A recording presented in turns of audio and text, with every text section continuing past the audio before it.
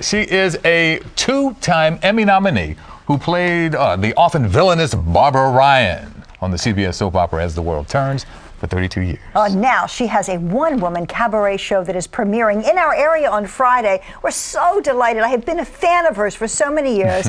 Entertainer Colleen Zenk. Colleen, what a pleasure. Welcome. Nice to see you. Thank you so much. That's so sweet. Nice to see you. Welcome. Nice to see you again. It's been a while. You remember? I do. It was we'll get to that. Oh, yes, indeed. We'll get back to that a little later, dog.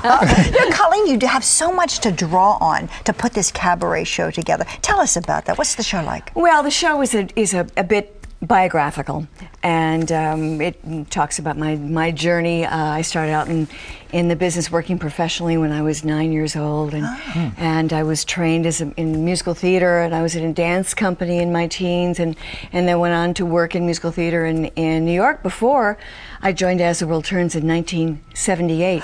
And that's when she was 12. Exactly. I was 8.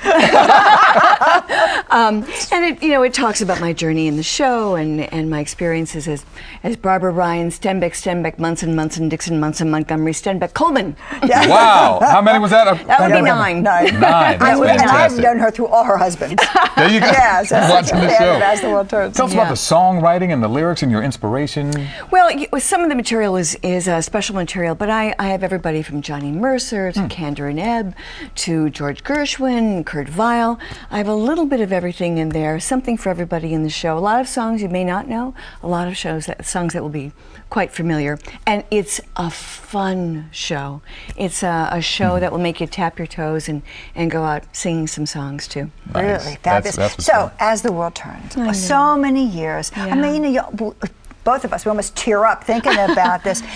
Do you miss it? How do you manage day to day after it being such a big part of your life? Well, 32 years. It was my 9 to 5 job for all those years, and I don't have to get up at 3:45 in the morning anymore. I still get up at 6 to make breakfast for my daughter before she goes to high school, but it was really hard, and there were nearly 300 of us in the company, actors, production, technicians, everybody, staff, and it was a very difficult thing for all of us to say goodbye. It was really difficult. Our last day of production was last June 23rd, and we went off the air in September, as you know.